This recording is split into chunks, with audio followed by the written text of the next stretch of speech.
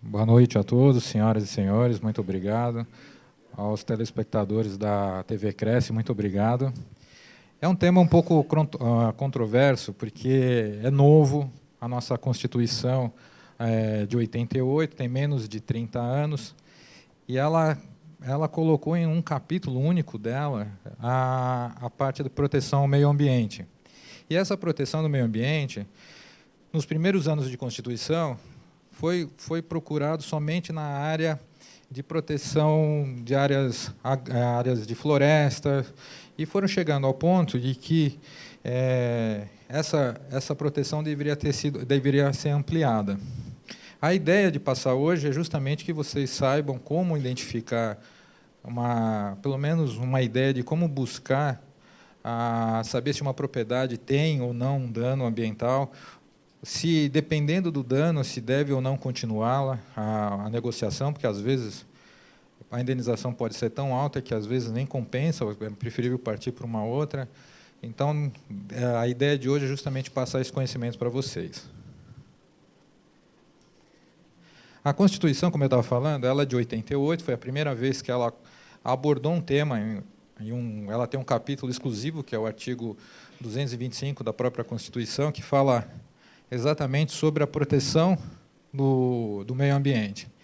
Nesse capítulo, ela acaba abarcando o meio ambiente natural, que seriam praticamente tudo que tem na natureza, todas as áreas de preservação natural. Nós temos o meio ambiente artificial, que é toda a área que teve uma intervenção humana, ou seja, tudo que está dentro de uma cidade, tudo que houve um desenvolvimento. Temos também o meio ambiente do trabalho. Essa área está crescendo muito, o Ministério Público está atuando muito em cima disso, justamente pela qualidade das áreas de trabalho, ou seja, somente na fábrica, elas estão começando a procurar se o ambiente onde o trabalhador está corresponde a uma forma adequada de qualidade de vida. O meio ambiente cultural, por incrível que pareça, São Paulo já tem 3 câmaras no Tribunal de Justiça do Estado, 3 câmaras ambientais. E uma delas é cultural. Por incrível que pareça, o tema sobre torcidas organizadas, que estava feita pelo procurador Senise, caiu na torcida de futebol meio ambiente cultural, já caiu na Câmara de Meio Ambiente Cultural. Então, para vocês terem uma ideia de como o processo está evoluindo. E o mais importante hoje é a proteção do patrimônio genético. O que é patrimônio genético?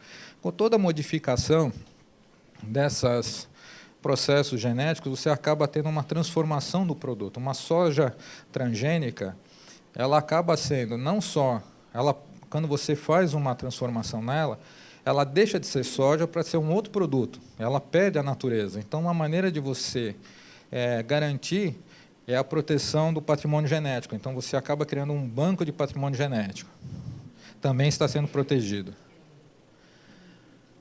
A Constituição, em seu artigo 225, deixa bem claro que o poder público tem o dever de defendê-lo. O que mais nos interessa, nesse exato momento, seria o parágrafo 3º, que fala que as condutas e atividades consideradas lesivas ao meio ambiente sujeitarão os infratores, pessoas físicas ou jurídicas, sanções penais, administrativas, independente de reparar os danos. Então, nós podemos ter o impacto por contaminação de solo, ou seja, você teria uma propriedade onde teria um posto de gasolina, por exemplo. Essa propriedade, ela se transformou, deixou de ser um posto de gasolina e alguém construiu em cima. Então, essa área, provavelmente, hoje em São Paulo, as grandes áreas de contaminação de solo são ex-postos de gasolina, por vazamento. Então, essas áreas são áreas de contaminação. Se você não sabe, por exemplo, assim, o dono do posto vendeu, um proprietário comprou, construiu em cima, já se passaram 10 proprietários, vamos dar um exemplo, passaram-se 10 proprietários, e foi caracterizado o dano, a responsabilidade penal e administrativa, penal é a pena do crime ambiental, de ser preso, e administrativa, de tomar uma multa, é em cima do do ex-dono do posto.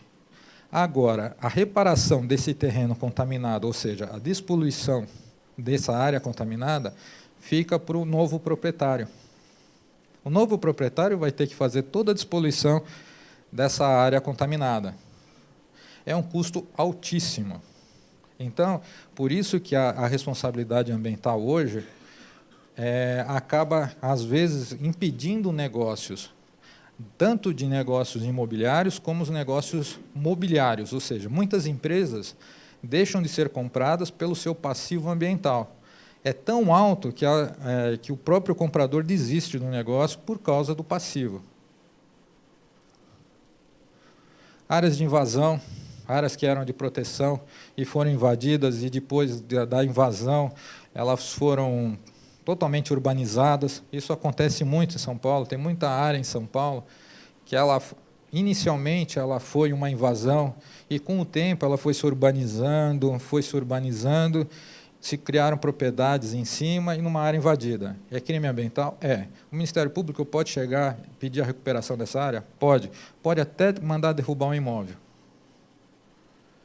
Vê como a responsabilidade é grande.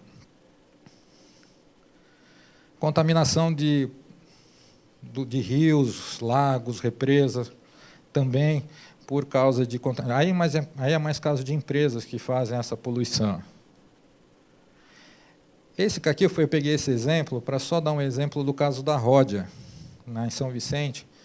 Ela tinha um composto, eu não me lembro agora o nome, é um composto de cloro, que ela descartou durante a sua vida útil, foi descartando nessa propriedade, foi aterrando, até que um ponto que ela passou a propriedade para frente, subiram um conjunto de prédios. Subiu um conjunto de prédios, e nesse conjunto de prédios começou a ter vazamento de um composto químico. Foram levantar e viram que a área estava totalmente contaminada.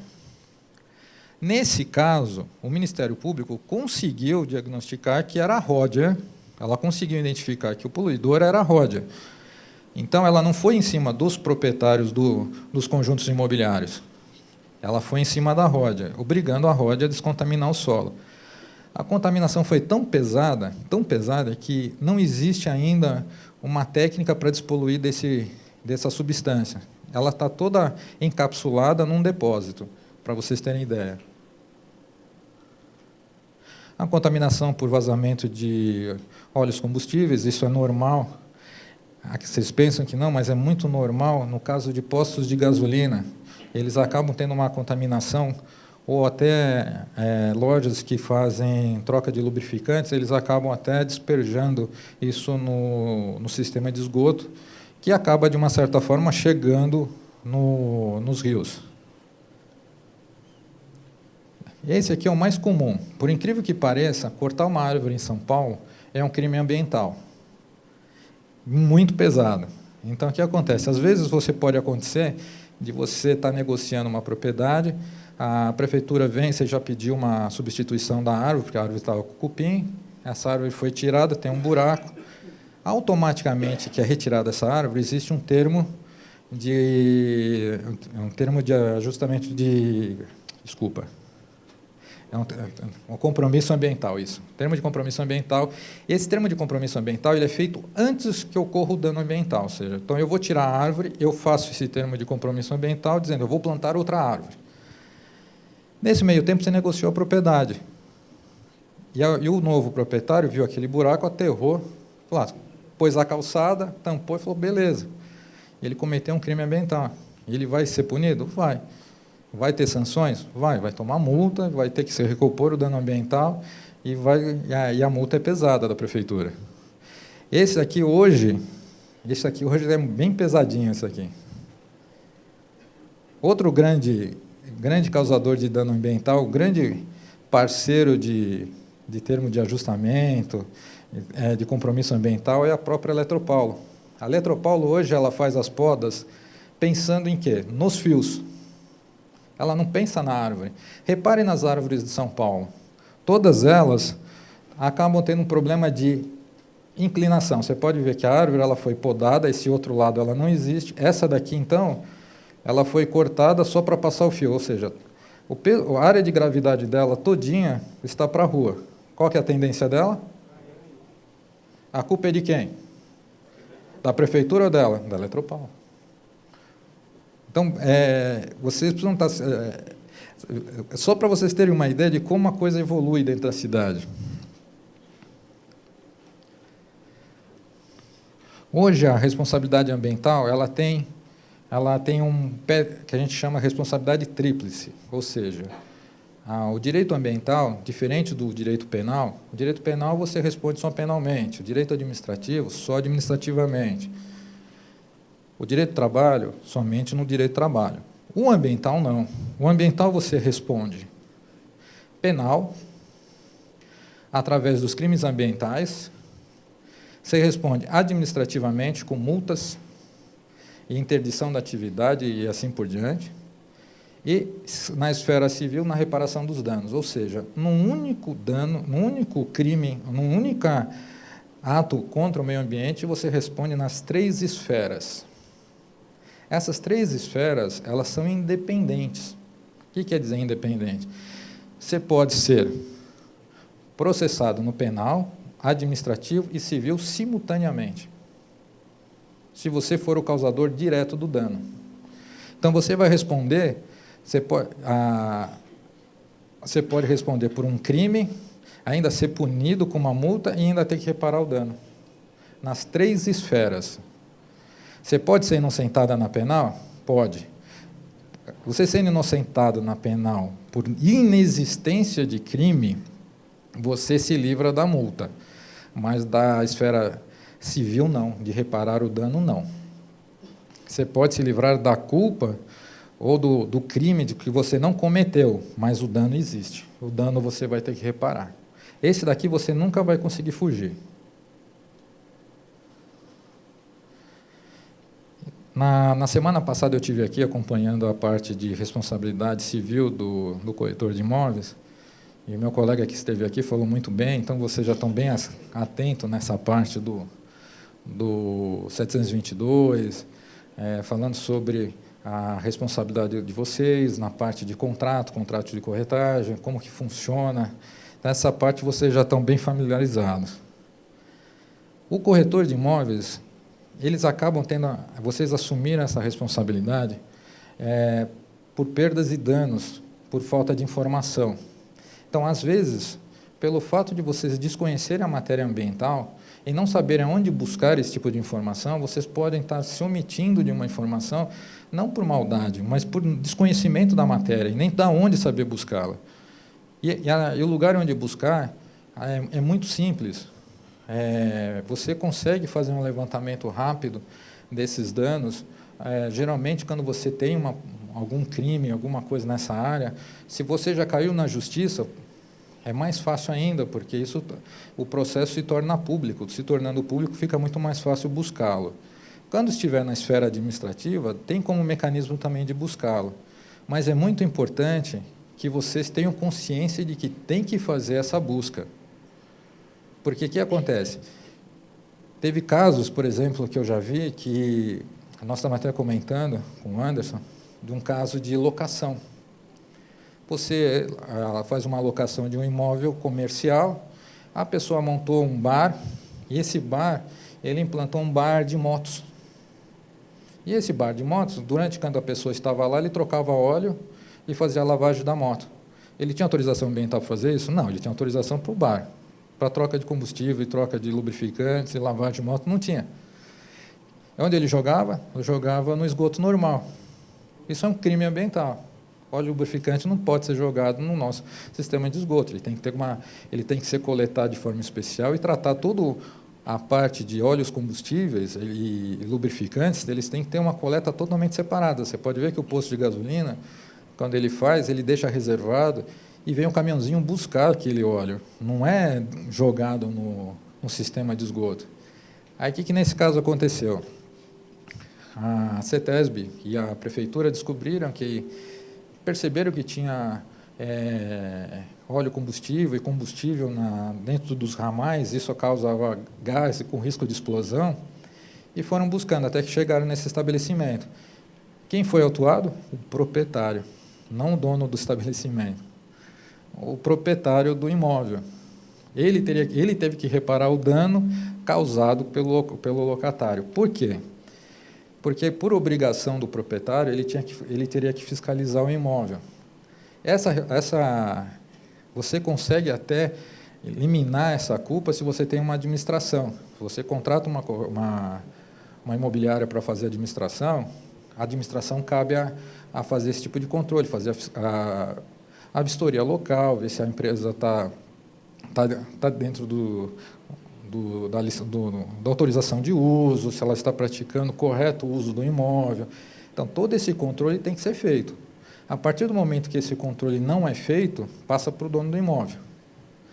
Lógico que a responsabilidade criminal cai em cima do locatário. O proprietário consegue jogar essa responsabilidade para o dono do comércio, porque prova que ele teve a responsabilidade direta, objetiva, em cima a responsabilidade objetiva. Então, foi ele que causou o dano e ele responde por ele. A multa também vem para ele, mas a recuperação do dano, se ele não o fizer, sobra para o proprietário do imóvel.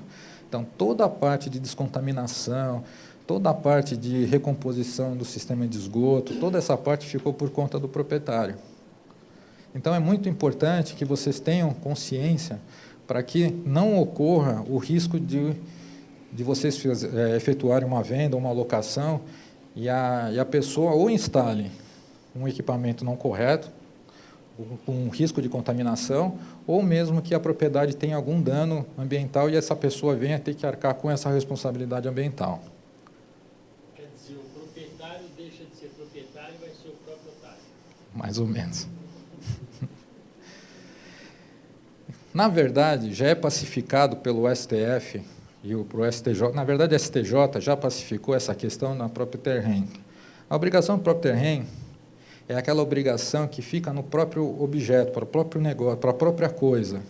É o caso do condomínio, é o caso do IPTU, é o caso do dano ambiental. Fica no imóvel. Então, ela acaba passando para os seus herdeiros. A obrigação vai sempre seguir o bem. Então, essa parte já é pacificada pelo STJ. O STJ, quando tem uma questão de ambiental, ele já entende que a obrigação de reparar o dano sempre vai ser do proprietário, independente de quem esteja no local. O que está ocorrendo muito hoje é que o Ministério Público, ao perceber que o proprietário não tem condições de reparar o dano, porque o dano foi muito alto, ele aciona o Estado. O Estado que eu digo é União, Estado ou município. Quando eu falo Estado, é governo em geral. Ele aciona o Estado por omissão, por não fiscalizar. Então, o Estado paga e ele entra com uma ação de regresso em cima do proprietário. O proprietário sempre vai pagar. Ele consegue, no primeiro momento, fugir da ação do MP, mas o Estado vem buscar, através de uma ação de regresso, em cima do dano que ele recuperou. Porque o que acontece? Isso foi uma estratégia do Ministério Público justamente para recuperar o dano. Eu preciso recuperar o dano. Eu preciso recuperar rápido. Somente nessas áreas de mananciais, ou quando o crime é muito grande, foi feito por muitos anos e você precisa fazer essa recuperação. Aí o que ele faz? Ele aciona automaticamente o Estado por omissão. E não se preocupa que ele vem atrás, gente. E com isso você elimina o custo para o seu novo proprietário de arcar com essas despesas. Porque se o proprietário compra um imóvel de vocês e vocês não alertaram ele do risco de um dano ambiental, isso pode acontecer numa propriedade, na Serra da Cantareira, por exemplo. Serra da Cantareira, você tem áreas de proteção permanente, ou seja, você tem reserva legal dentro da propriedade. E essa pessoa, por algum motivo, desmatou, você vai ter que recuperar esse dano. Mesmo que você seja o 100º proprietário, quem cometeu o crime ambiental foi o primeiro, você é o 100º, você vai recuperar o dano ambiental, por causa da obrigação própria Terrem. Fica no imóvel. Então, tem que ficar muito atentos nessa questão ambiental. O Ministério Público ele não está deixando passar, uma vez que com essa crise hídrica, eles conseguiram, eles perceberam que, por omissão do próprio Ministério Público, chegou onde chegou. Eles perceberam que o Estado estava dragando mais água, eles já sabiam e não fizeram nada para parar. Tinha áreas de mananciais invadidas, o que eles fizeram? Nada. Eles mesmos, na Escola Superior do Ministério Público, falaram onde nós estávamos. Então, a partir de hoje, nós vamos estar em todos os lugares. Então, hoje, a proteção, e eles são legitimados para isso, eles vão buscar isso, eles vão buscar a proteção do meio ambiente, então nós temos que ficar muito mais atentos, porque quando vem, nós não sabemos como, hoje, para você dimensionar qual que é o dano ambiental, você sabe qual é. Foi poluído, foi desmatado, então é só recompor. Então, a aplicação da pena, ela ainda não é um padrão como você tem nas causas cíveis normais. Na ambiental, vai muito da cabeça do juiz, do promotor. Às vezes tem um que pede 100 árvores, outro que pede 1.000, outro que pede 100.000. Sabe, é uma coisa muito maluca. Por exemplo, tem um caso da Infraero, que eles fizeram um termo com a prefeitura, com a Secretaria do Verde, antes do dano, termo de compromisso ambiental. E eles teriam que plantar 50 árvores. Até hoje, eles não conseguiram cumprir esse termo. Sabe por quê? Vocês têm uma ideia por que eles não conseguiram cumprir o termo? A prefeitura não determinou o lugar onde plantar as árvores. E o que acontece com isso? A Infraero fica devendo para a justiça o cumprimento do termo. Então, olha como é um processo novo, onde, às vezes, você tem o Ministério Público também atuando dos dois lados. O Ministério Público chega, ele é dividido por frentes, ele chega e obriga o município, numa área de invasão, a melhorar a qualidade de vida, a melhorar a infraestrutura, tal. E o próprio Ministério Público do Meio Ambiente entra com uma ação contra a prefeitura ou contra o governo, contra a mesma área de proteção, dizendo que eles têm que tirar o pessoal. Então, aí você fica numa situação assim, o governo fica assim, mas eu tiro ou protejo o meio ambiente? Ou protejo o meio ambiente ou dou condições para ele? Está acontecendo isso? Está acontecendo sim. Então, eu falo assim, é uma situação nova, tem menos de 30 anos, e se falar das questões ambientais, ela é mais nova ainda. Então, temos que tomar muito cuidado, porque como essa responsabilidade do dano cai no proprietário, o proprietário que tiver com o imóvel vai ser responsabilizado, e vocês não avisaram, eles vão vir para cima de vocês, com certeza. É importante vocês avisarem, olha, existe um dano ambiental, de tanto, a gente pode pedir um abatimento no preço por causa da recuperação ambiental. Que se o proprietário que colocou a venda não sabe, ele vai ficar sabendo. Mas vocês têm que avisar, vocês não podem alegar dizendo assim, eu não sabia. A lei não permite dizer isso. O 723 não permite dizer que vocês não sabiam. Vocês têm que saber, vocês têm a obrigação de informar o novo proprietário que existe um dano ambiental. Aquela serra da Cantareira ali, com os sindicatos ali, passa ali. Deixa eu só terminar, a gente já bate tudinho. Então, a responsabilidade civil é de recompor o dano ambiental. Essa parte, ela já fica, toda vez que você tiver uma violação do meio ambiente, ela vai ter a obrigação de recompor o dano. Eu já coloquei aqui embaixo, portanto, é uma obrigação do próprio terreno, só para vocês fixarem essa ideia, de que sempre que ouvirem próprio terreno, na questão ambiental, vocês vão ter a certeza de que o dano ambiental, a recuperação do dano civil ambiental vai ser do proprietário, sempre, já está pacificado.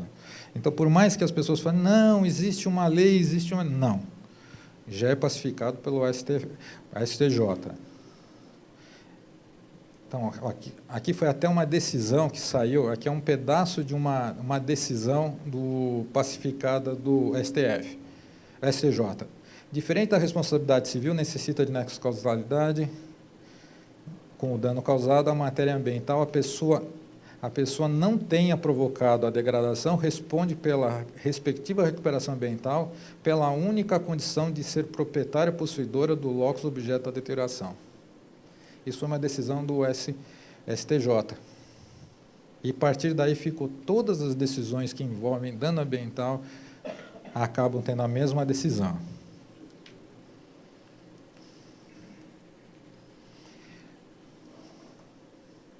Mais uma vez eu coloquei, fiz questão de marcar que assim, o adquirente é o responsável pelo passivo ambiental do imóvel.